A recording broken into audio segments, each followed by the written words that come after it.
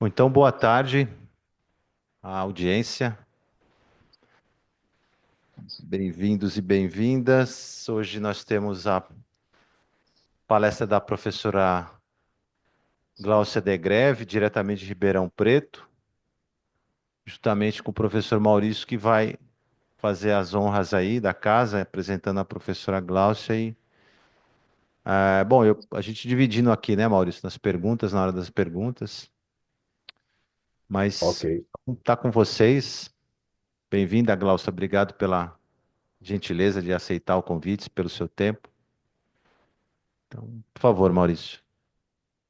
ok, então boa tarde, pessoal. Boa Então tarde. a gente inicia aqui então o seminário 7, com o título Acompanhamento das propostas de projeto de pesquisa no ProfQ, Vivências e Reflexões. Quem vai estar apresentando aqui para vocês é a professora doutora Gláucia Degreve.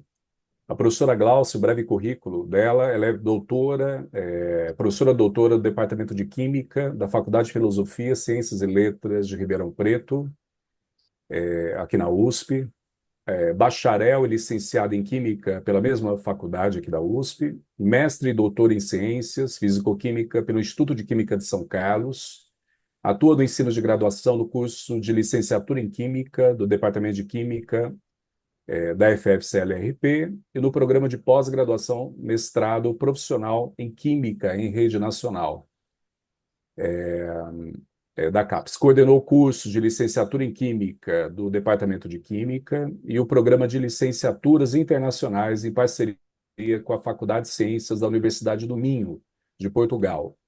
Foi representante da FFCLRP junto ao Grupo Químicas Integradas, G6, e ao Grupo de Apoio Pedagógico do campus da USP, aqui, né, de Ribeirão Preto. É vice-líder do Grupo de Estudos e Pesquisas sobre Formação de Professores e Currículo, o GPFOR, e desenvolve pesquisas em ensino de química, história da química, formação de professores e relações étnico-raciais e de gênero. Então, eu passo a palavra para minha colega. Então, boa tarde a todas e a todos, né? Então, eu agradeço já aos professores Maurício e Marcelo pelo convite para estar aqui presente hoje com vocês, né? Então, muitíssimo obrigada, né, pela oportunidade desse diálogo agora, dessa tarde, né, desse fim da tarde, de nós estabelecermos aí um diálogo em relação ao mestrado profissional em Química, né, em rede nacional, que é o PROFIC, né? E eu queria, o Maurício já me apresentou, mas eu tenho uma amiga linguista, que sempre fala assim, olha, quem fala sempre fala de algum lugar, né? Então, como o Maurício me apresentou, eu falo como uma professora formadora de professores há algum tempo, né? Alguém que foi coordenadora de curso, mas essencialmente sou uma professora formadora de professores, né? Assim que eu me identifico, não é? Então esse é o meu lugar de fala aqui para vocês, como uma professora formadora de professores. E eu observei que vocês tiveram algumas outras palestras contando sobre o próprio mestrado profissional em Química, o PROF, e eu, conversando um pouco com o professor Maurício, eu falei assim que eu iria começar a minha fala trazendo um pouco a minha vivência junto ao próprio PROFIC. Então, contando um pouquinho essas discussões iniciais, né? Então, eu participei de algumas dessas discussões iniciais que foram feitas quando a CAPES pediu para a ESB, Sociedade Brasileira de Química, para encabeçar essas discussões, né? E que foi montada uma comissão, foi chamado nessa comissão a diretoria da divisão de ensino de, na SBQ insistiu muito para fazer parte, lembrou a todo momento que eles gostariam de estar presente nessa comissão, mas nem tudo correu exatamente assim como planejado, né? Então, na verdade, a impressão que ficou, então vou falar da minha impressão, é a minha né, a minha vivência, a minha impressão, a minha opinião. Parece que esse movimento CAPES, desses mestrados profissionais, né, dos PROFICs, PROFMAT, PROFIS, PROFBio, né, então parece que eles são um movimento em que houve uma desconsideração da CAPES pelo conhecimento, pela competência, né, dos pesquisadores da área de ensino de ciências. Então, isso é uma coisa que ficou nas nossas discussões, isso ficou um tanto quanto patente, né? E essa oposição entre professores de química e entre professores, né, professores pesquisadores da área de ensino de ciências. Falo isso, então, para contextualizar esse momento inicial, para dizer, assim, que esse mestrado, ele nasce numa conjunção, então, num debate, né, num embate, nem num debate, mas num embate entre áreas diferentes, né, e numa retomada da velha discussão, né, de quem sabe ensinar, e das discussões decorrentes aí dessa máxima, né, que a gente a todo momento lembrando que não é bem assim, né, e parece que muito já estava pronto da proposta, praticamente tudo já estava estabelecido, mas era preciso mostrar que havia um ar democrático, que havia espaço para as pessoas opinarem, mesmo que depois essas opiniões não fossem necessariamente levadas muito em conta. Então, só para realmente constatar, para que isso fique, né? Então, contar um pouquinho desses bastidores, porque às vezes a gente não fica sabendo dos bastidores. E, Maurício, quem quiser passar. E o contexto da minha fala, né? Então, primeiro eu queria dizer que estou desde o início do PROFIC na nossa instituição, que é a USP de Ribeirão Preto, né? E que eu, juntamente com o professor Maurício, desde o início, a gente divide algumas disciplinas, e entre elas a que é relacionada aí a parte da pesquisa em ensino de química, que é fundamentos metodológicos para pesquisa em ensino de química. Contando para vocês, então, que falei de discussões que começaram a acontecer no final, mais ou menos, de 2013. Nós temos o PROF começando em 2017, o programa a nível nacional, e nós, na USP de Ribeirão, fazendo parte a partir de 2018. Então, nossa primeira turma na disciplina foi em 2018, e na época nós tínhamos uma outra professora colaboradora, que era a professora Joana, mas que só ficou conosco aí nessa primeira turma. Essa primeira turma foi uma turma grande, nós abrimos 15 vagas, né? Então, nós tivemos inicialmente aí 15 inscritos no PROFIC, mas alguns acabaram desistindo ou trancando o curso, acabaram desistindo. Então, o que eu coloquei aí entre parênteses, 2018 começou com 15, mas depois no final nós acabamos ficando apenas com 11 pós-graduandos, né?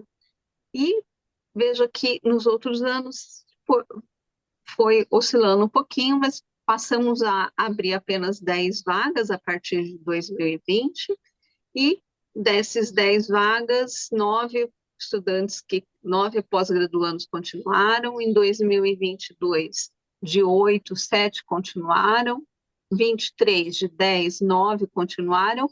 E agora, em 24, de 10, 9 continuaram, né? E, infelizmente, em 2024, o motivo é um pouco triste, que foi que nós perdemos um aluno, um dos nossos alunos veio a falecer, né, algumas semanas atrás. Então, o número passou a ser 9 em função disso, né? E, em um resumo assim breve sobre o que nós vivenciamos no programa, nós tivemos, então, 5 turmas, Dessas 5 turmas, já 16 estudantes defenderam, 16 pós-graduandos defenderam, e hoje contamos com quase 30 pós-graduandos aí no programa, inscritos, matriculados no programa. E da minha parte, eu orientei 4 alunos que já defenderam, que são 4 dessa primeira turma, e atualmente oriento 7 pós-graduandos aí do PROFIC, ou seja, mais ou menos um quarto, né? E é mais ou menos o que acaba acontecendo com o Maurício e com outros professores da área. Então, obrigada, Maurício. Aqui só para dizer que a nossa disciplina ela é oferecida já no primeiro semestre, então, juntamente com Química 1 e Seminários Web 1, ela já é oferecida bem no começo aí do PROFIC, né? Se quiser passar, Maurício. E essa disciplina, o grande objetivo dela é contribuir para a construção de projetos de pesquisa, contribuir para que os professores, né, construam projetos de pesquisa que favoreçam a sua atuação como profissionais críticos reflexivos, como pesquisadores de sua própria prática, né, e que desenvolvam capacidade aí de proposição de pesquisa, de intervenções relacionadas ao ensino de química, de acordo com os padrões, tanto teóricos, metodológicos e linguísticos da nossa comunidade acadêmico-científica. Então, muitos deles são professores que se formaram há bastante tempo atrás, e muitos deles não vivenciaram a parte de pesquisa em ensino. Então, muitos deles, eles vêm para o nosso mestrado bastante crus em relação aí à questão da pesquisa em educação e ciências. E entre a preocupação nossa, começo, né? Então, como para muitos deles, muita coisa é novidade, né? Então, nós começamos falando um pouquinho do histórico, dos fundamentos, das tendências da pesquisa em ensino e educação em ciências. Tentamos falar um pouquinho como é possível classificar as pesquisas científicas, falamos do fazer pesquisa qualitativa e quantitativa em educação, mostramos um pouco alguns desenhos da pesquisa qualitativa, e começamos a trabalhar com eles o próprio planejamento da sua pesquisa, ou seja, a escolha de um tema, a elaboração de um problema de pesquisa, a construção de justificativas, elaboração de objetivos, discutimos a revisão da bibliografia, quais são fontes e possíveis instrumentos para coleta de dados. Então, tudo isso, atualmente, eu e o professor Maurício, nós vamos fazendo ao longo das nossas aulas, né? E vamos ajudando a análise de dados. Nós comentamos, mas eles ainda, claro, não têm os dados ainda para analisar, mas já falamos de possíveis formas de análise de dados, né? E ajudamos, então, ao início da construção aí da relação desses projetos de pesquisa, de como divulgar essas pesquisas e como analisar e avaliar projetos de pesquisa e como elaborar o seu próprio pré-projeto aí de pesquisa. Então, aqui, colocando assim no papel, parece que é um processo simples e fácil, né? Então, o primeiro comentário que eu gostaria de fazer, que não é um processo simples, não é um processo fácil, ao contrário, é um processo difícil, é um processo cheio de estranhamentos, né? Então, no trabalho ali, nós, como vocês viram, cerca de 10 alunos, nós temos um trabalho, eu diria, intenso, para que eles possam entender. E a primeira dúvida começa o que é uma pesquisa, né? Então, muitos entendem que pesquisa é a preparação de uma aula. Então, desmistificar, desconstruir essa imagem de pesquisa enquanto preparação de uma aula, enquanto organização de uma aula, é um dos nossos primeiros desafios, né? Então, a gente começa ali nessa discussão e é difícil para eles chegarem aí num problema de pesquisa justamente porque para eles isso não fica muito claro.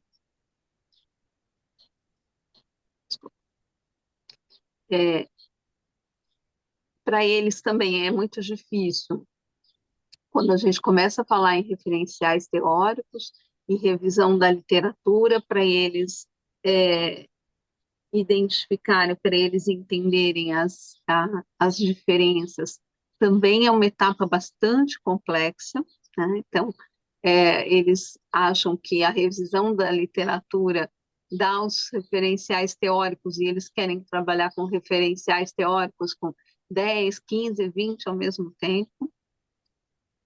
E o que, assim, eles acabam também encontrando outro aspecto é definir objetivos, né? Então, por mais que a gente insista e fale que objetivos específicos não são etapas metodológicas, etapas que você tem para cumprir aí na metodologia, então tudo acaba sendo difícil para esses professores nesse sentido. Pode passar mais.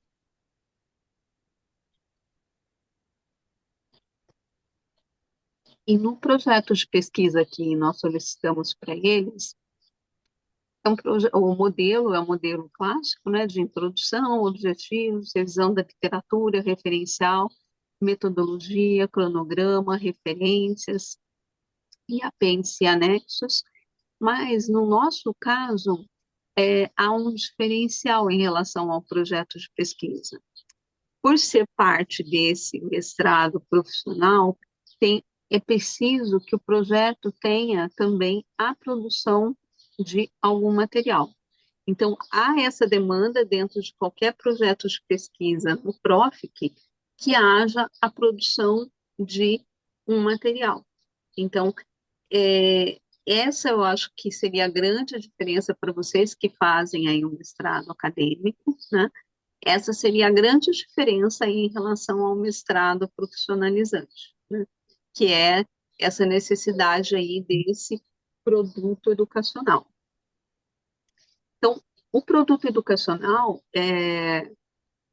pode ser, por exemplo, uma sequência didática, pode ser a proposta de um jogo, pode ser a proposta de um vídeo, enfim, né? Tem várias coisas que o aluno pode trazer como proposta de produto educacional, mas o que ele não pode deixar de incluir esse produto educacional. Então, essa é aí a grande diferença entre o mestrado acadêmico e o mestrado profissional. E aí, só vou fazer uma parte aqui para dizer que, em relação ao mestrado profissional, né, que não, um aluno que faça o mestrado profissional não pode ser diferenciado daquele que fez o mestrado acadêmico, então que para a CAPES, né, os dois devem ter o mesmo valor, né, então teriam o mesmo valor e alguém com mestrado profissional também pode prestar doutorado depois, então não há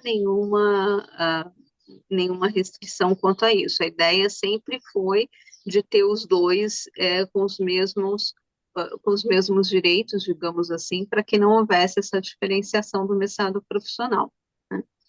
Que foi uma grande batalha principalmente por pesquisadores da área de ensino de ciências, né, na área de física, né, como foi o caso do professor Marco Moreira, não sei, talvez vocês já tenham ouvido falar do professor Marco Moreira. Ele foi um grande batalhador dentro da CAPES pelos mestrados aí, profissionais. Pode passar. Eu não trouxe aqui,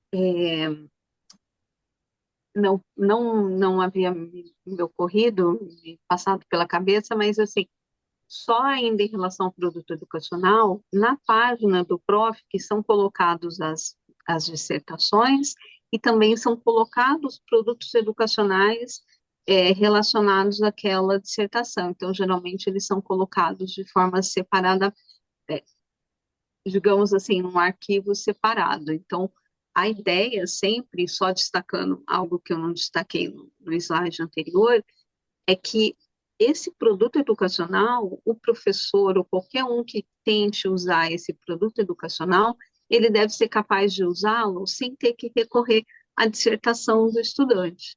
Então, esse produto educacional, o que está ali como produto educacional, é, deve ser capaz, então, de ser utilizado sem recorrer aí à dissertação. Então, isso é um critério importante que os alunos têm que observar quando confeccionam aí o seu produto educacional, né? E outra sugestão que a gente faz é que a dissertação discuta, né, a aplicação desse produto educacional. E esse produto educacional, ele tem que estar vinculado diretamente à sala de aula daquele professor. Então, a ideia é que o problema nasça na sala de aula e que o produto seja vinculado aí à sala de aula.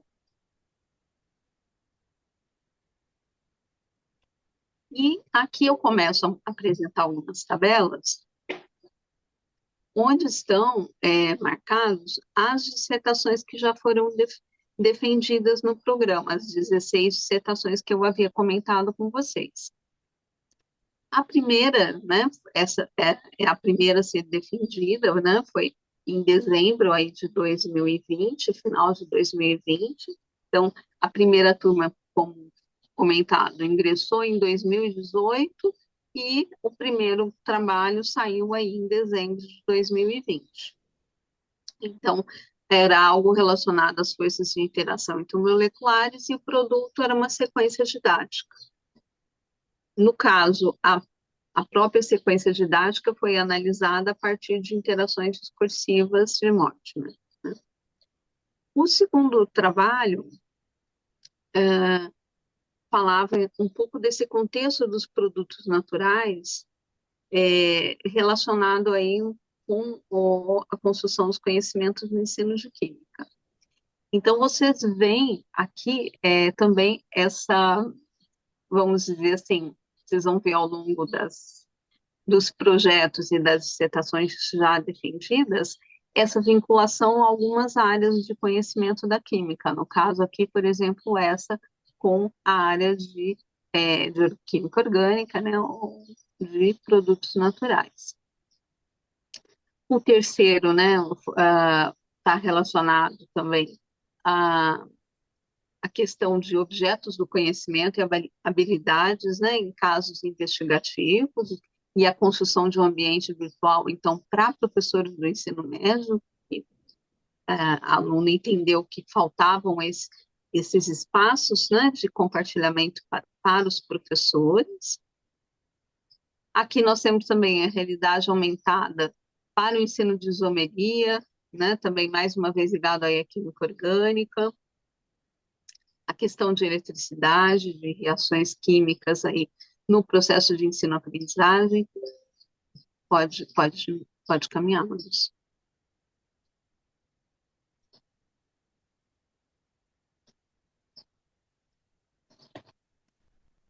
Aqui vocês veem aparecer o conceito de equilíbrio químico, rótulos, mistério dos rótulos, plantas medicinais no ensino de química orgânica. Então, mas a parte de inclusão, eu queria dizer que nós temos uma colega, então, que trabalha na parte de pesquisa em inclusão e que sempre é uma temática bastante procurada e sempre temos, assim, trabalhos, né, sendo produzidos nessa linha de inclusão. Uma outra área que tem aparecido também é a questão do multiculturalismo, tem aparecido também em alguns trabalhos, né? E pode passar também, tem aparecido também objetos de aprendizagem, né, que é a área do professor Maurício, então também tem as orientações aí do professor Maurício, ligada ao, não é, por exemplo, a essa última aqui de objetos de aprendizagem. Essas são as últimas 5, né, dissertações já defendidas no programa, né?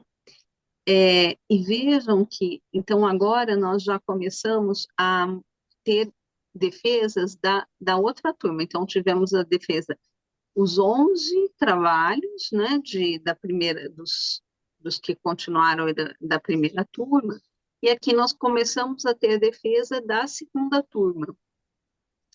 Só que, só para recordar, essa segunda turma, ela vai ingressar em 2020, ou seja, em pleno período pandêmico. Então, acaba que foi possível, a USP abriu a possibilidade dos alunos prorrogarem a entrega, a sua defesa, né, de dissertação. E esse prazo de prorrogação possível foi bem longo. Então, vocês vão ver que apenas 5 dos ingressantes da segunda turma apresentaram, né, defenderam a sua dissertação, porque muitos têm o prazo até 2025 para defenderem, em função dessa ampliação pela vivência aí do nosso, né, do período de pós-pandemia, então houve essa possibilidade, né? Então, vocês estão vendo alguns aqui, alguns trabalhos, mas estão só recordando que não vai estar a turma inteira, porque muitos pediram aí até um prazo máximo até de 2025.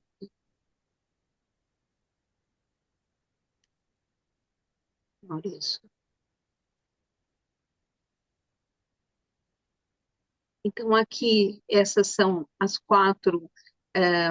4 projetos que estão aí sendo desenvolvidos e que devem ser defendidos agora em 2025. Né? E esses projetos, alguns deles trazem a questão de gamificação, outros falam também de sequência de ensino investigativo, né? Alguns trazem questões da sua prática, mas da sua prática muitas vezes como coordenador. Então, vocês também podem observar, como é o caso do primeiro, né? Então, essa é uma vivência de uma coordenadora, né? Então, que também se debruça, às vezes, sobre questões do cotidiano do seu trabalho, mas do seu trabalho como coordenadora, né? Pode passar, Maurício.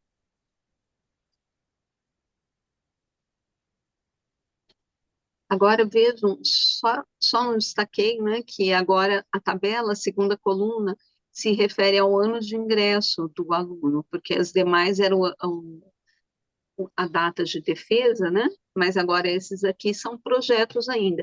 E são esses projetos que nós somos, então, orientando, e esse começo, só para contar, então, mais um pouquinho do processo, esse começo fica muito mais conosco, eu e Maurício, na disciplina, do que propriamente com o orientador. Então, o aluno, ele faz essa parte inicial, mas, claro, na conversa com o orientador, obviamente, é ele que decide com o orientador, mas esse suporte inicial é muito mais nosso, né, meu e do Maurício, inicialmente, do que propriamente ainda dos orientadores.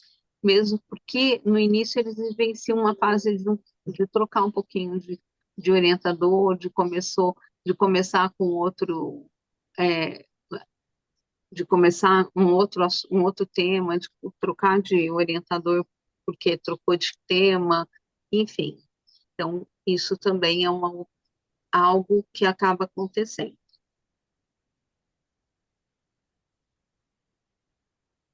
Então, a questão da inteligência artificial, vocês podem perceber que aparece, a questão da inclusão, como eu já havia destacado anteriormente, a questão mais uma vez, de objetos de aprendizagem, aprendizagem baseada em problemas, né? A questão de experimentos históricos, a questão do ensino multicultural. Pode passar, mais.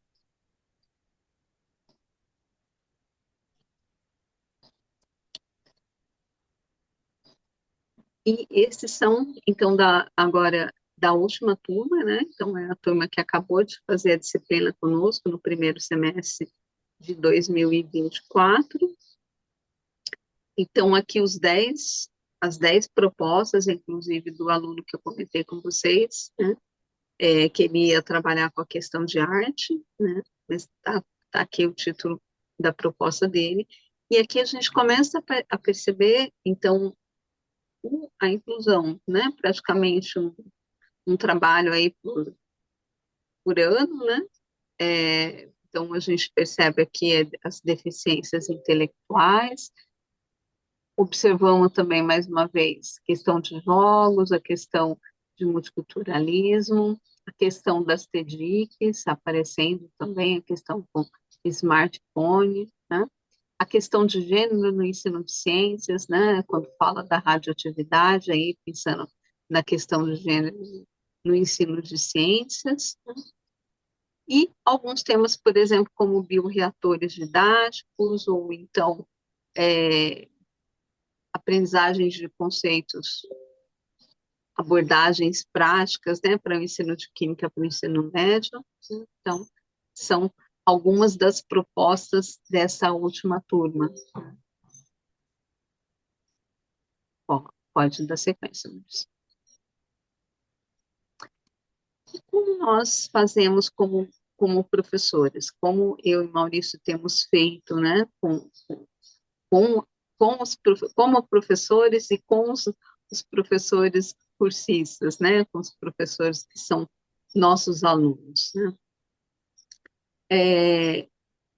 Um aspecto importante, final, né, já caminhando para o final da disciplina, é o que envolve a apresentação dos projetos de pesquisa.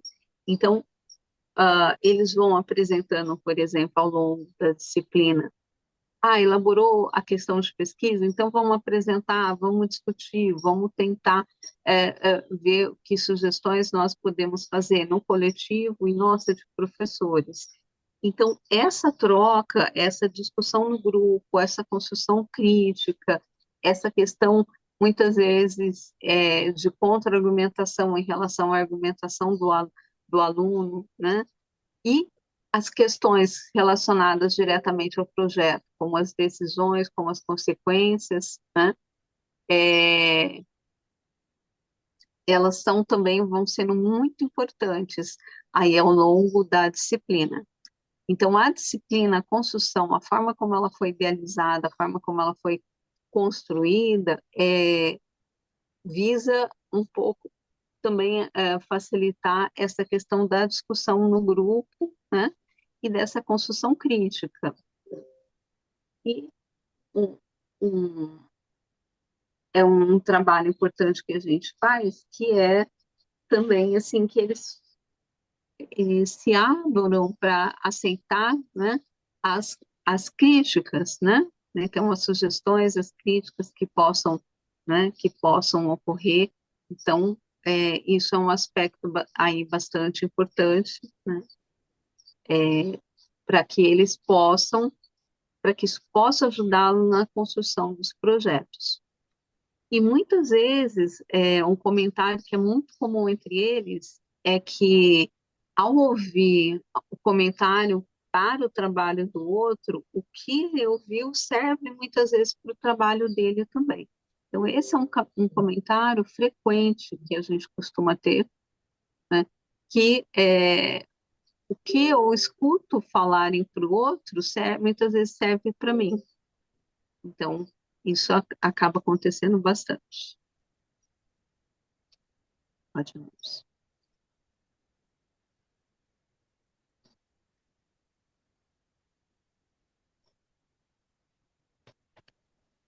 E como eu apresentei para vocês, né, os vários projetos, as dissertações defendidas. O que é possível observar? Então, primeiro, que há poucos estudos sobre aspectos da formação inicial e continuada de professores. Então, esse ano nós temos uma proposta assim mais ligada à parte de formação continuada. Então, é até natural, pelo menos a formação inicial, por quê? Porque as questões de pesquisa, os problemas de pesquisa, eles acabam nascendo na prática deles que sala de aula. Então, realmente, pouca relação, às vezes, tem com a formação inicial, mas com a formação continuada. Por que aparecem alguns estudos aí voltados para a formação continuada? Porque muitas vezes, desses professores estão envolvidos em coordenações, estão envolvidos é, na organização, na organização de formações continuadas, né, para os seus colegas, né, nas escolas. Então, a formação continuada acaba vindo dessa trajetória desses professores. Outra coisa que apareceu pouco, né, outra temática, são os processos de aprendizagem e significação. Pouquíssimos professores não têm se preocupado muito com os processos de aprendizagem e significação. Poucos são que se preocupam. Bom, entre os nossos, praticamente pouquíssimos, né, têm essa preocupação. Então, o que se destaca? O que os professores têm procurado desenvolver? Principalmente abordagens e meios para o ensino. Então, isso é recorrente nos trabalhos que nós temos encontrado, né? E também ações e instrumentos didáticos que geralmente têm ênfase em temáticas recentes. Então, como eu já havia comentado, tanto da inclusão, quanto as questões multiculturais, quanto as questões de inteligência artificial, de tecnologias digitais, de informação e comunicação. Então, são aspectos que são muito novos para eles e que eles gostariam de se aprofundar. Outros falam também, olha, metodologias ativas, sala de aula invertida. Então, são temáticas que muitas vezes os coordenadores pedagógicos levam para a escola e começam a discutir, falam quanto eles têm que abordar isso em sala de aula e que eles acabam, muitas vezes, querendo trazer para a sua pesquisa. Então, essas temáticas acabam aparecendo e eu acho que tem bastante essa influência de algumas políticas, das apresentações, né? Digamos assim, que seus próprios coordenadores fazem, né? Agora, chama atenção também que há poucos estudos sobre o novo ensino médio. Nenhum deles se debruçou para esse olhar sobre o novo ensino médio, para olhar sobre o que tem sido feito nesse novo ensino médio. Então, eles não têm esse olhar e essa preocupação, pelo menos, não tem aparecido nas pesquisas aqui, no âmbito desses projetos que nós temos aqui no nosso PROF. Apesar de eu ter dito que na disciplina há um espaço para eles discutirem, na verdade, nós não temos no nosso programa um espaço em que eles podem socializar com outras turmas, com outros pesquisadores, com outros professores, né? Então, assim, uma limitação que eu vejo dificilmente esse professor leva o trabalho dele no congresso. Então, dificilmente esse professor tem momentos de partilhas de apresentações gerais no próprio PROF, que, por exemplo, do seu projeto de pesquisa, né, fora da sua turma, com outras pessoas. Então, nós temos essa dificuldade, ainda temos essa limitação, não é algo muito muito vivenciado por eles no nosso programa. Então, se eu tivesse que mudar alguma coisa, eu diria que a gente precisa fazer espaços de partilha de várias turmas juntas, de convidar pesquisadores externos para fazerem, para que eles possam escutar também os comentários de pesquisadores externos. Então, acho que esse é uma limitação do nosso programa e que, né, tudo bem, são 5 turmas apenas, é um programa caçulinha, é um programa recente, né, não temos tanto know-how assim ainda, né, nem comparado com outros programas de mestrado profissional, mas nos falta essa partilha. E há pouco incentivo também deles participarem de partilhas, como eu já disse, em eventos do próprio PROFIC em todo o Brasil. Então, nós não temos tido essa postura de incentivar nossos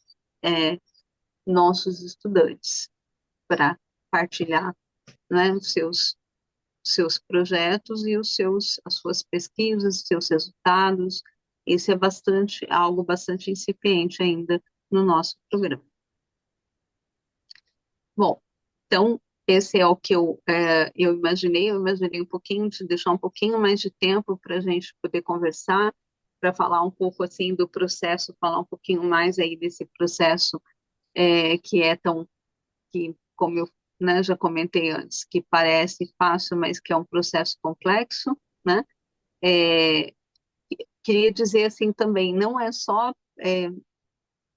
a gente tem, às vezes, o costume, eu tenho uma disciplina voltada para pesquisa com os alunos de graduação, mas trabalhar com esse público também tem sido um desafio para nós, né? Acho que para nós professores é, que estamos acostumados com alunos mais jovens, que estamos acostumados com alunos que estão fazendo curso de licenciatura agora, ou que já estão imersos em várias dessas questões, que estão habituados bem mais à discussão, à reflexão. Então, também tem como é difícil também se adaptar, né? Como alguém que orienta no sentido também de dar nortes, né, para esses professores que chegam das escolas até a universidade. Então, isso é algo que eu acho que nos furtamos durante muito tempo, mas que agora estamos aprendendo a trabalhar com os professores de ensino médio. É, essas são as minhas reflexões iniciais, então estou aberta aí para a gente, para as perguntas, para a gente conversar um pouquinho. Ok, Glaucia, então a gente queria agradecer, né, a tua apresentação. Eu vou pedir licença ao Marcelo, né, para eu começar com uma pergunta, né, direcionando para você. É um contexto que, de certa forma, eu me insiro também, né, então é mais fácil, né, fazer perguntas, né, aqui nesse caso, né. Mas eu acho que um aspecto que foi apresentado aqui, Glaucia, você situou, né, uma disciplina, né, que tem esse papel de quase formativo, né, nessa perspectiva da pesquisa, junto a esses professores que chegam, né, no mestrado profissional.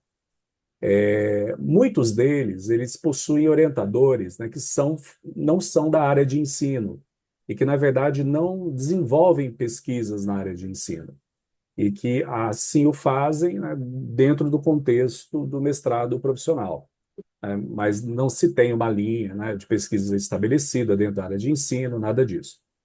Até que ponto essa disciplina, né, de início, que de alguma maneira tenta construir, né, um repertório, né, de conhecimento mínimo, né, de práticas de pesquisa para esse pesquisador em formação e que tem na sua identidade, né, maior a identidade como professor, até que ponto essa disciplina ela dá conta de uma organização do ProfQ, né, que se difere bastante, nesse caso, do mestrado acadêmico. Fazer uma diferença diz respeito à qualificação. A gente sabe que os exames de qualificação no mestrado acadêmico, eles servem como uma forma até de uma análise, né, daquilo que está sendo desenvolvido e até, né, redirecionamentos, mudança de foco, né, até uma apreciação, né, daquilo que está sendo desenvolvido, né, e contando ainda com pessoas especialistas, né, com especialistas em temáticas específicas, né, que vão muitas vezes são até mais, né, possuem uma especialidade maior ou mais focada, né, do que o próprio orientador. Nesse caso do Profiqui, né, não se tem essa qualificação. O exame de qualificação é uma prova de conteúdo sobre química, né? É, então, até que ponto esse início de um encaminhamento para uma pesquisa estruturada, ela corre o risco de se perder no processo, já que a partir disso, né, não se tem mais um momento em que essa pesquisa ela é revisada, né, e também, de certa forma, né, visitada, né, revisitada ou revisitada por pessoas da área de ensino. Né? Então, é isso que eu queria entender até que ponto, né, a pesquisa que chegar lá na ponta, né, principalmente sob orientação dos pesquisadores que não estão efetivamente na área de ensino, até que ponto elas correm o risco, né, de fazer com que a pesquisa ela vire esteja dentro de uma concepção que é totalmente fora, né, da ideia de ensino de uma pesquisa em ensino de ciências ou uma pesquisa em ensino de química. Já posso responder? Por favor. Bom, Maurício, então, eu acho que justamente a gente corre um risco imenso, imenso disso acontecer, porque depois desse processo inicial que a gente tenta, né, com esses professores, eles estão a Deus dará depois nesse sentido, né? Então, assim, não há, como você bem pontuou, não há um exame de qualificação e não há um outro olhar, uma outra discussão com, por exemplo, pesquisadores, né, da área. Então, eu acho que os riscos são grandes, né? Agora, no entanto, o que eu tenho visto é que para as bancas, né, para as bancas finais, têm sido chamados vários pesquisadores da área de ensino de ciências. Então, mesmo o orientador sendo da área de química, eles têm procurado chamar pesquisadores da área de ensino de ciências para compor a banca final. Então, eu entendo que há essa preocupação e que esse final ele tenha, pelo menos no final, há um olhar um pouco mais rigoroso em relação a essas pesquisas.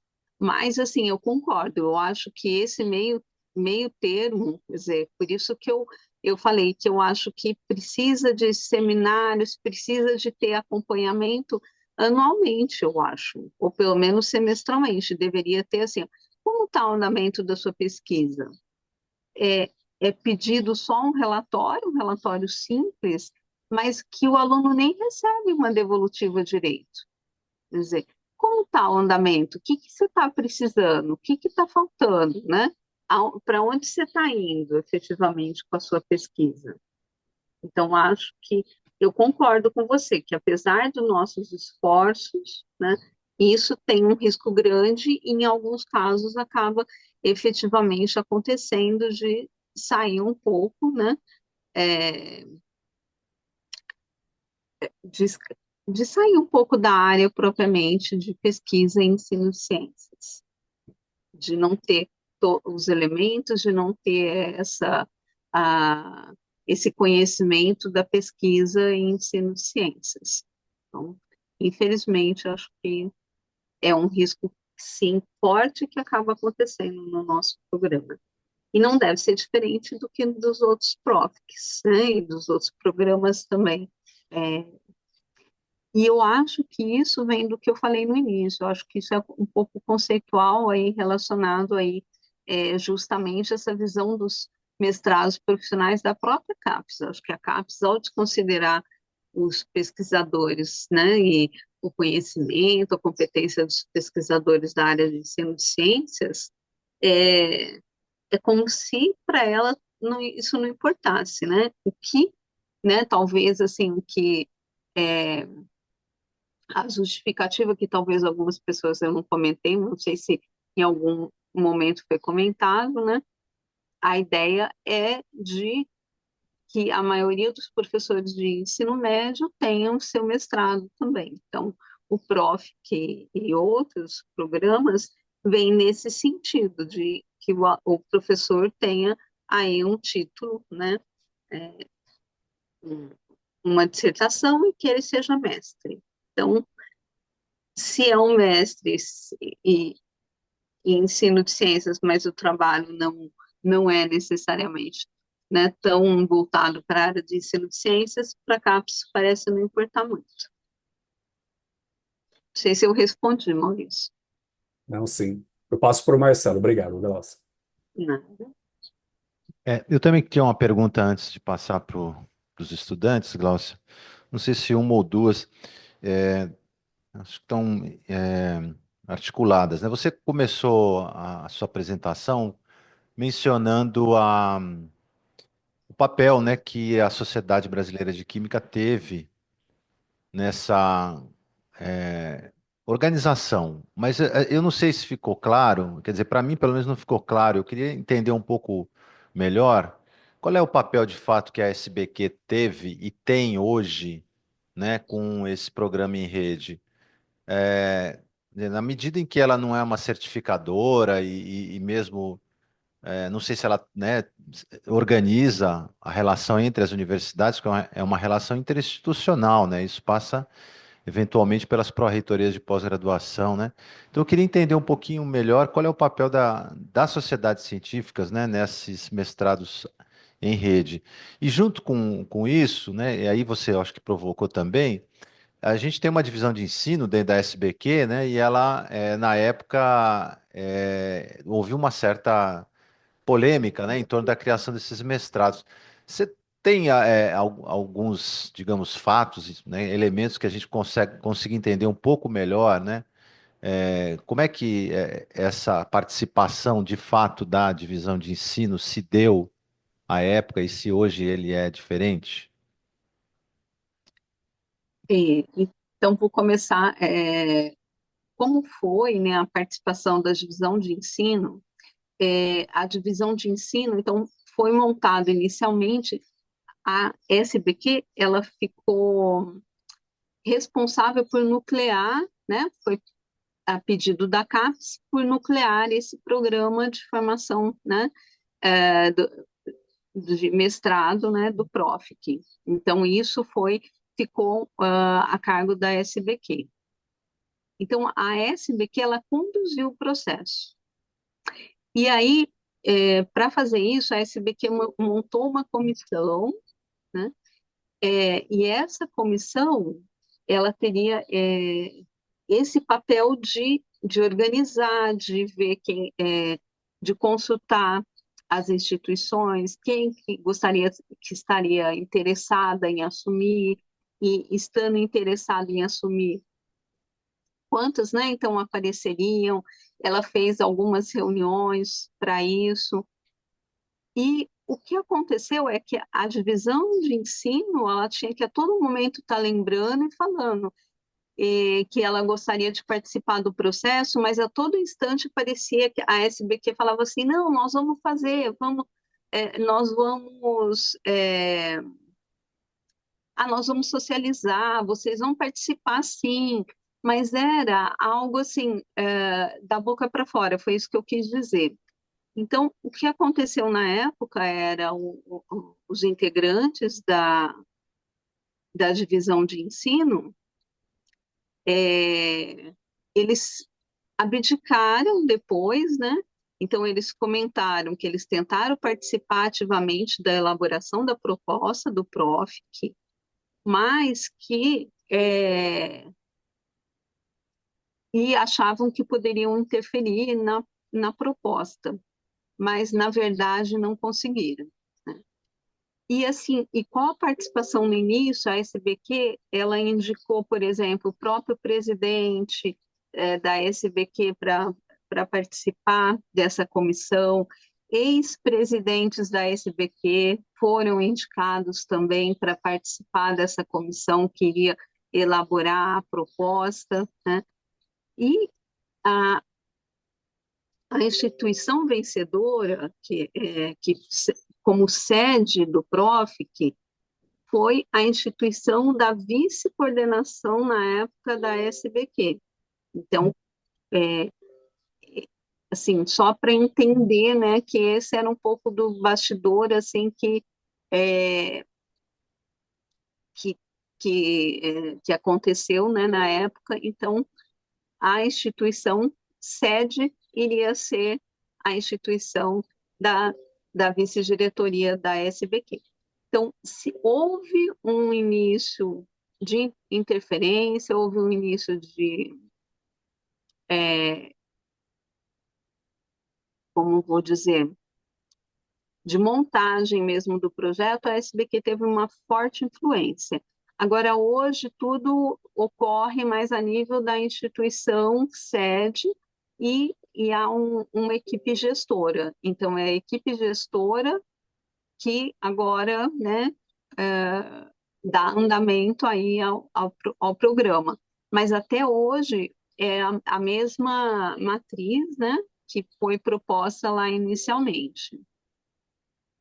Na verdade, inicialmente tinha sido proposta 4 disciplinas de química e uma só da área mais voltada para a área de ensino, que era abordagens tecnológicas atualizadas para o ensino, que tinha sido sugerido pela própria divisão de ensino.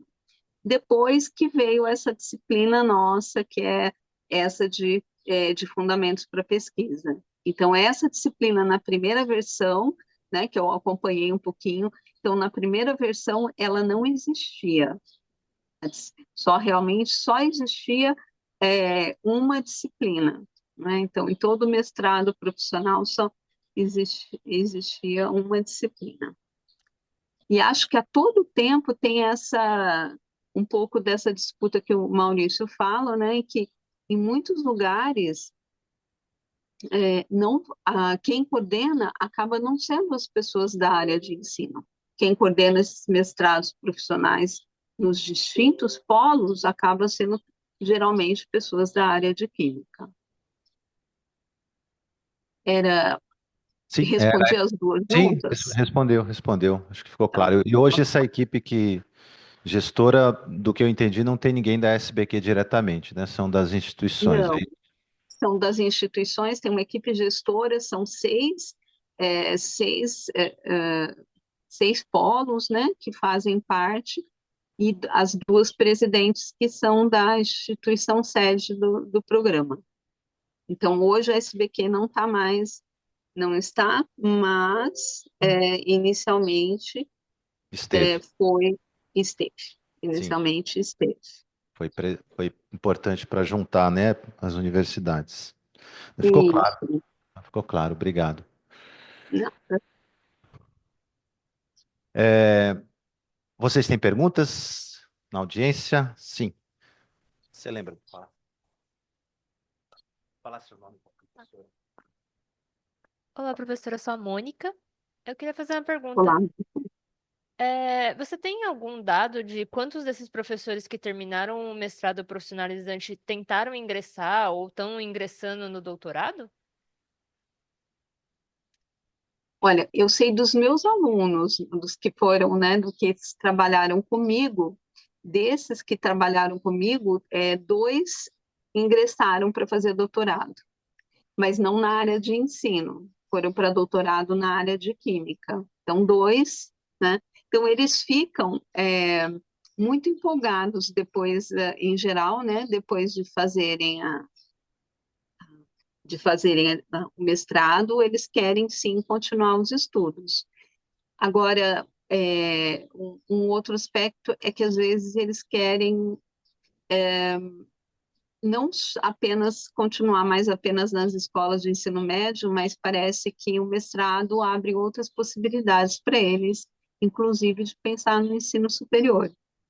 Então, isso acaba acontecendo. E eu só queria aproveitar essa sua pergunta, Mônica, só para contar que os nossos alunos, eles vêm do país todo. Então, assim, são alunos que às vezes vêm de lugares distantes, como que saem no dia anterior para poder chegar no sábado em Ribeirão Preto, a gente dá aula de sábado. Então, eles vêm de distâncias, assim, é, 800, 1.000 quilômetros. Então, tem alunos realmente de pontos bastante bem distantes. Então, nós já tivemos um aluno do Tocantins, de uma cidade em Goiás chamada Mineiros. Atualmente temos de Brasília, Sorocaba, Rio Preto. Então, na verdade, hoje é difícil ter algum de Ribeirão Preto. A gente tem um ou dois na equipe dos estudantes. Então, não sei eu não tenho esse dado, eu não sei se o Maurício teria saberia dizer, mas eu acho que alguns procuram sim fazer doutorado, mas não tenho esse valor estatisticamente.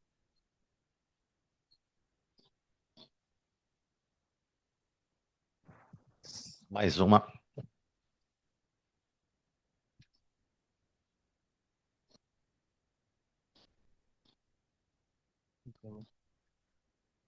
Como é o nome dela? É Cláudia?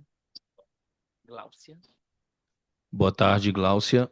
Meu nome é Boa Francisco tarde. Mateus e eu teria duas perguntinhas aqui. É, nas conclusões, você falou que tem poucos estudos sobre a formação inicial e continuada. Eu queria saber como é que esses professores chegam para você, tipo, experiência sua, se a formação deles como um professor base tem uma base boa ou ainda vem um pouco defasada, e a respeito dos estudos do processo de ensino-aprendizagem e significação. Esse processo de ensino-aprendizagem seria esse processo de aprendizado baseado em problema, aprendizagem baseado em projeto, e essa significação, ela seria uma aprendizagem significativa ou seria coisas totalmente diferentes?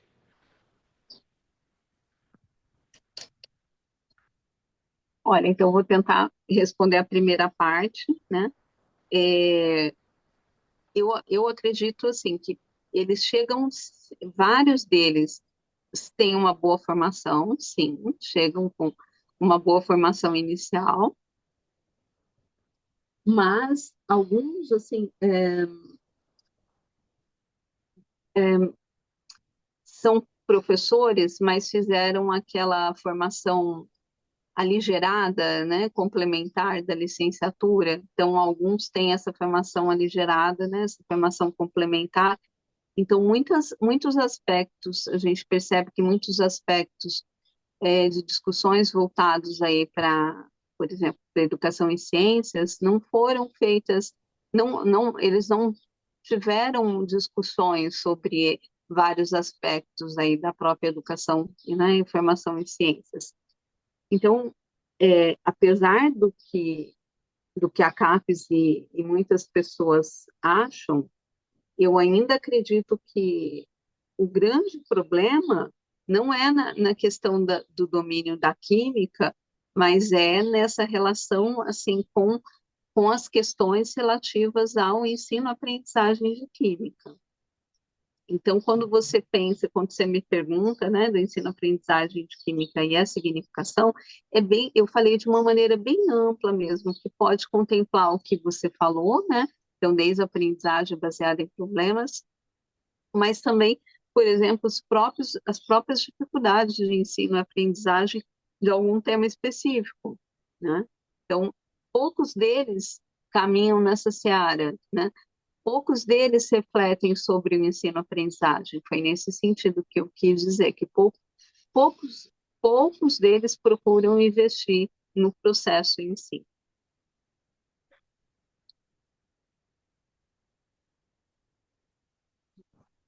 Mais alguém?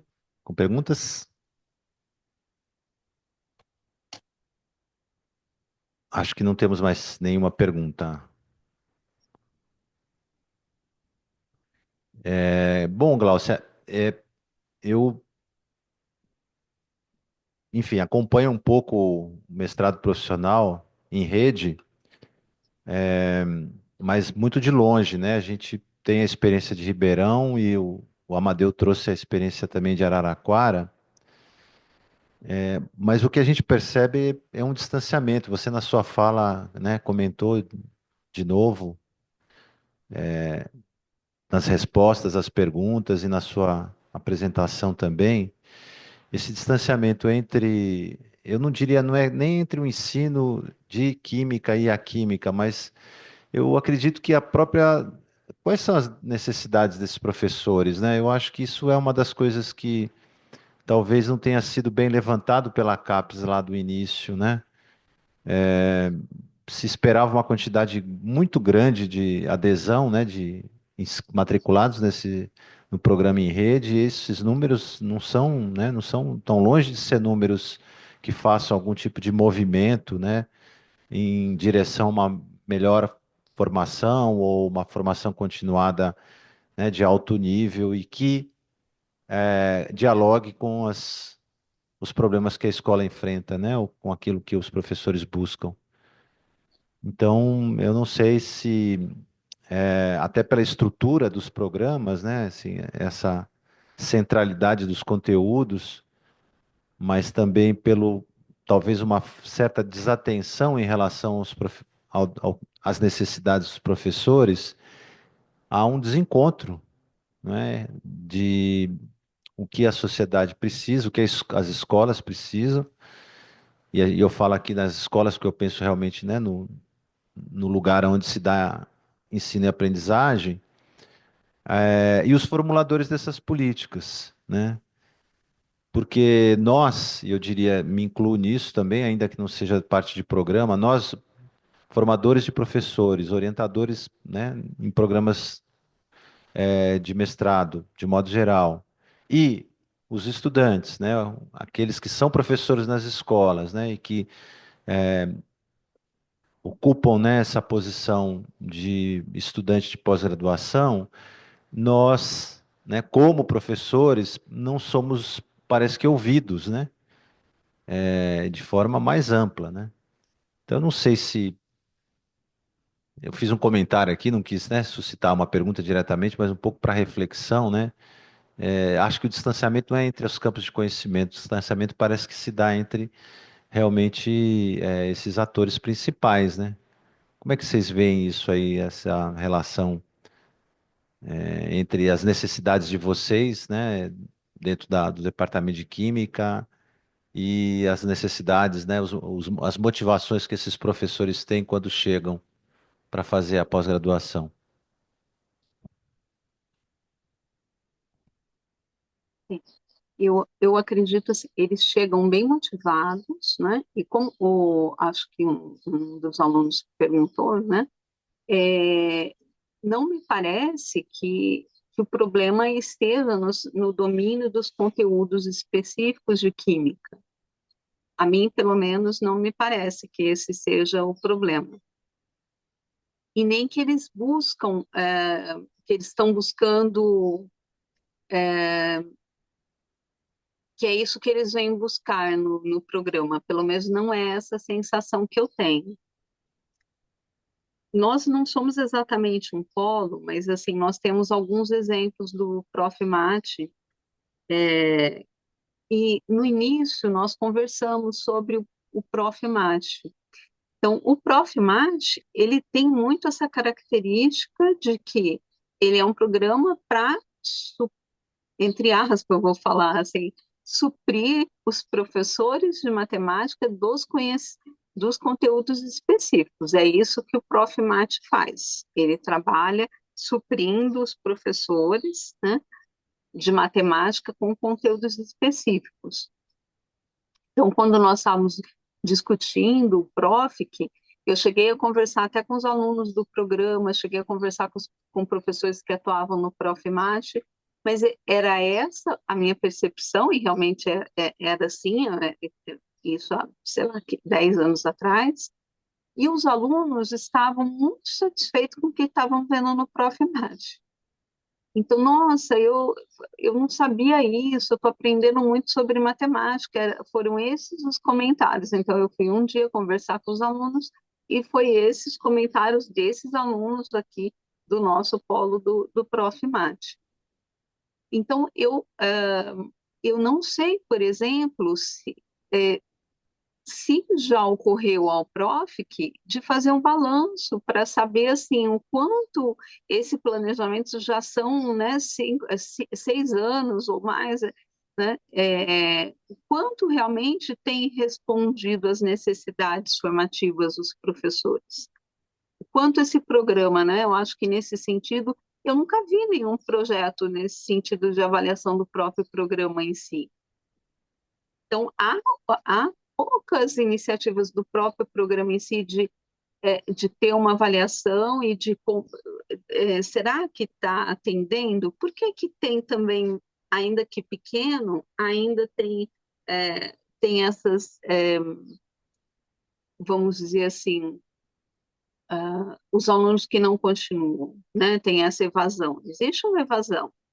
Mas como é no resto do país? Eu posso falar de Ribeirão, mas como é no resto do país?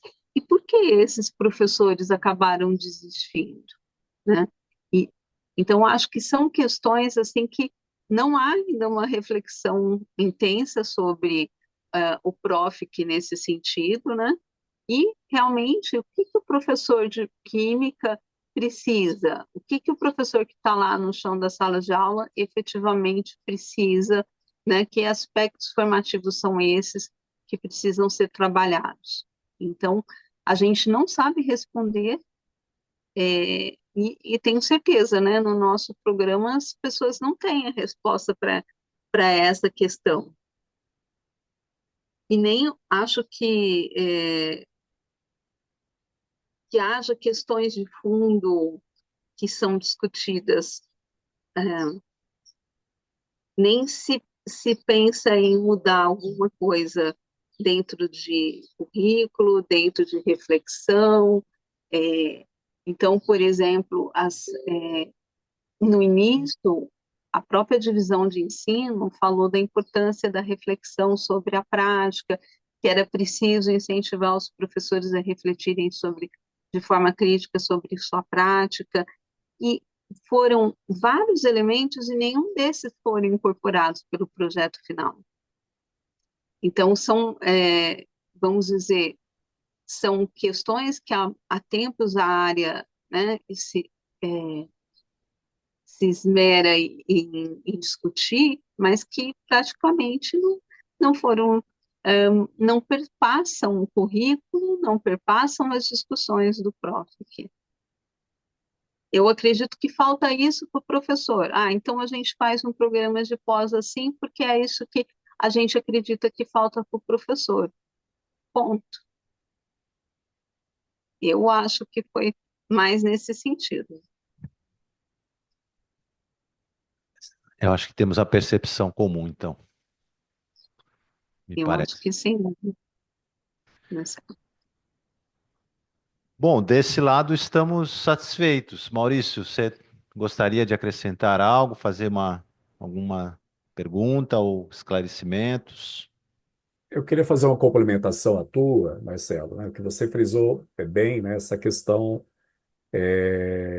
das demandas associadas ao sujeito, né, nesse caso os professores, né, se a gente tem essa clareza, né, sobre quais demandas um programa de mestrado profissional ela está apoiada, né, assim, o que, né, então tem o sujeito que é o professor, né, que é o diferencial, né, mas o que está sendo oferecido para ele, né? Assim, quais expectativas que ele tem, né? Em termos formativos e tudo mais, né? Então a gente vê que realmente isso não está claro, né? Isso não é definido. E a minha pergunta que eu queria estar passando para a Gláucia, né? Vai além do professor, né? Porque associado ao professor existe uma instituição, uma escola. né? E a gente sabe que esse professor ele atua nessa escola, né? E ele precisa, né, muitas vezes viajar, né, para fazer essa formação complementar, né, em nível, nesse caso, de mestrado. Qual seria, nesse caso, é possível ver algum tipo de envolvimento da escola, né?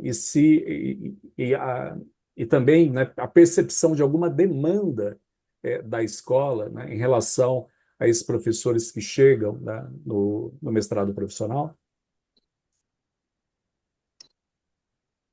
Olha, Maurício, eu nunca percebi essa demanda da escola, nem como a escola participa, né? Eu me lembro que no TEIA, lembra que a gente a todo momento tentava relacionar a escola, né, para que não ficasse uma formação depois perdida no âmbito da escola, né? Então, assim, eu não percebi esse envolvimento das escolas. Eu não sei se você tem essa percepção também, mas eu não percebi. Eu sei que a maioria das escolas dá espaço para o professor desenvolver as suas atividades, mas nunca percebi uma demanda, algo que venha como uma demanda, né, da própria escola, tá? Então, isso eu nunca percebi, né? Para mim, pelo menos, nunca ficou claro. Então, eh, não que eu tenha percebido. Não sei o que você acha. Na verdade, a minha pergunta, porque a gente muitas vezes, né, nesses programas de pós-graduação, você tem os professores, mas você também tem alguns profissionais que estão no cargo de coordenação, né? E há muita diferença das preocupações, né, quando você tem um professor e um coordenador, né? A maior parte das preocupações de um coordenador, né, são preocupações de caráter um pouco mais geral, tá certo? Mesmo porque a função, né, dele na escola, né, também envolve a função de coordenar um grupo, né? Então, é isso que eu percebo de alguma maneira. Mas mesmo em relação a esses, né, eu também, assim, na minha experiência que eu vi, por isso que eu pergunto para você, né, eu não vi nada, né? Na verdade, a escola ela faz um movimento, na verdade, quase oposto, né? Muitas vezes forçando os professores a terem atividades até no dia, né, em que ele teria esse mestrado. E muitos acabam tendo que faltar do próprio mestrado pelas atribuições que a escola, né, passa para Sim. eles, né? Mas a minha pergunta vai nessa direção, né? Por exemplo, qual seria, então eu vou direcionar um pouco agora, né, para você nesse sentido, né? Qual seria então o papel dos formadores, dos pesquisadores do Profiqui, no sentido, né, de fomentar ações, né, para que essas pesquisas, essas produções, né, de alguma maneira, né, cheguem na escola efetivamente e não fique apenas, né, caracterizado como uma produção acadêmica, né, associada, né, a um título de mestre, mas sim uma produção que, de alguma maneira, né, ela é uma produção que gera uma devolutiva, né, para a escola, ou não estou dizendo nenhuma escola específica, né, mas de repente para a comunidade escolar, né, como um todo, e que talvez seja até a lógica inicial desse produto educacional, né? Então, eu queria ouvir de você um pouco isso, né? Assim, qual seria o papel dos pesquisadores, dos formadores, de forma a potencializar, né, essa produção, né, para que ela não fique restrita no âmbito formativo individual. Pergunta difícil, né, Maurício? É, acredito que temos um papel realmente importante, né, é, que vai nesse sentido que eu acho que a gente tem tentado fazer isso há algum tempo já, né, entre a universidade e a escola, essa construção de relações, né? Então, talvez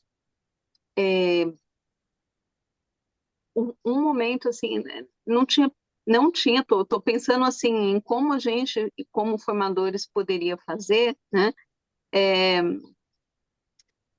A gente, por exemplo, nas Olimpíadas, a gente fica com os professores de ensino médio durante algum tempo, aguardando os alunos, então eles fazem algum curso, por exemplo, um mini curso, uma oficina. Talvez nesse momento a gente pudesse divulgar os trabalhos dos nossos alunos do Profic para esses professores que ficam aguardando os seus alunos. Então, talvez uma maneira que a gente, como formador, pudesse usar é usar os espaços quando eles se apresentam. Talvez a gente use pouco esses espaços. Então, um exemplo é esse, né, de usar esse espaço.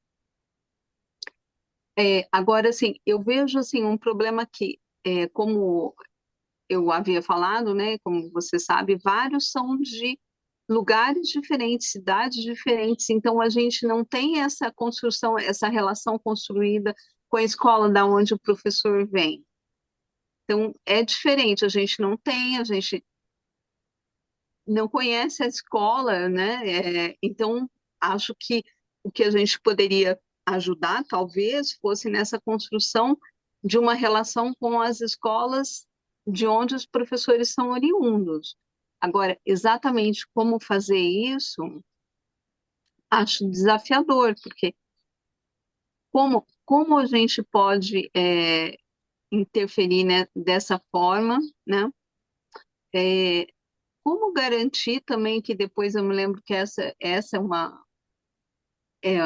sempre uma dúvida, quer dizer, que em relação a qualquer mestrado, mas assim, em relação ao mestrado profissional, quem garante que depois o professor vai ter espaços para continuar?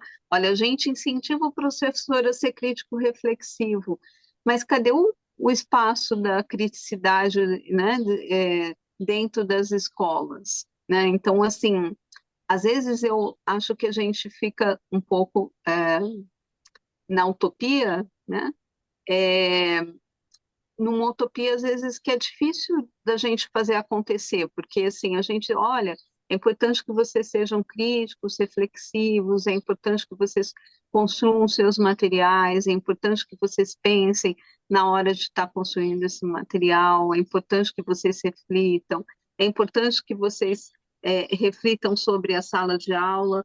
A gente fala tudo isso, só que, às vezes, esse aluno não vai ter depois esse espaço, né, na sala de aula, na escola, né? Então, como garantir isso, né? E acho que a gente, na faculdade, está distante das políticas educacionais, né? Então, assim, como que a gente também faz que algo seja mais, assim, acho que até a própria CAPES devia se preocupar com isso, né? Como transformar algo que seja uma política que esteja relacionada diretamente com a escola.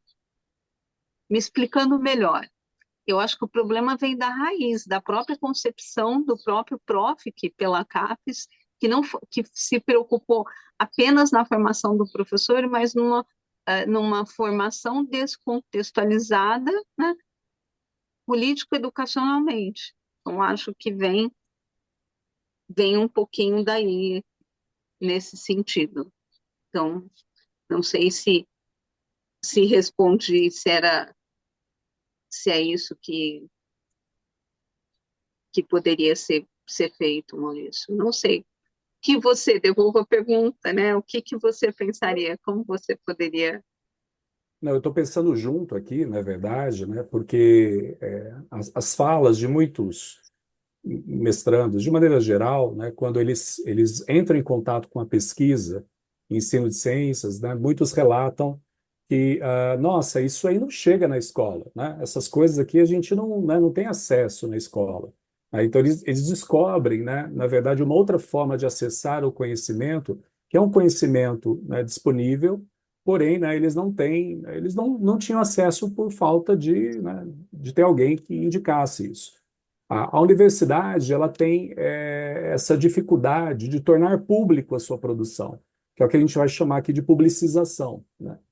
Então, ao mesmo tempo, né, que tem essa fala que muitas vezes a pesquisa, né, ensino de ciências, ensino de física, química, né, não chega na escola, Quando você tem um mestrado profissional, tá certo? Em que você pega o sujeito, né, de uma escola, dentro de uma escola, que está atuando numa escola, tá? A minha questão é a seguinte: até que ponto, né, esse mestrado ele não tem, né, que, de certa forma, visar uma estratégia de publicização que fosse mais efetiva, né? Até porque, né, a escola, nesse caso, está mais próxima, porque tem o seu representante, né, um ator, né, ali dentro da escola que está fazendo ciência, né? Então, como a gente aceitar que, mesmo nesse contexto, né, aquela produção ela não é percebida pela escola, né, e não há uma publicização desse processo? Então, talvez assim, me ocorreu que é, o rede aí do em rede nacional poderia ser um outro tipo de rede também, né? Não precisaria ser uma rede só interna, não sei. Poderia ser uma rede ampliada, né? Então, assim, que esses mestrandos fizessem partes de uma rede ampliada, mas que não fosse uma rede que se acabasse com o término da dissertação, né? Então, não sei se isso ajudaria, né? Então, se é, uma rede, né, de um outro tipo de rede, uma rede ampla, talvez pudesse ser uma perspectiva, uma rede com a participação da escola, aí, nesse caso, uma rede mais ampla.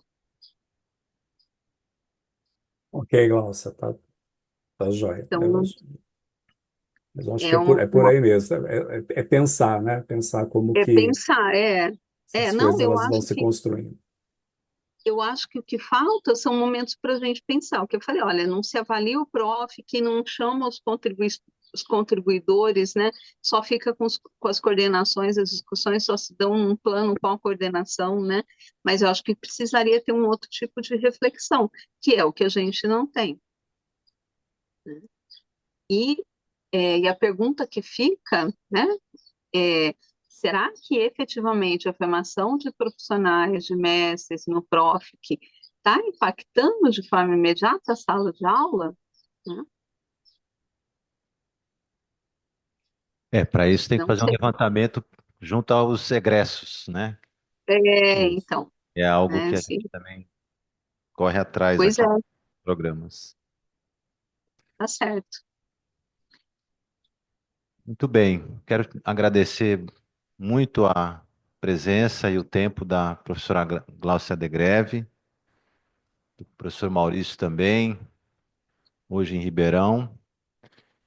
E encerramos esse seminário. A semana que vem temos um outro sobre o tema da interculturalidade, uma professora do FMG, a Marina, tá? Que eu já estou antecipando. E para encerrar, vamos saudar a professora Gláucia pela a palestra aqui para a gente.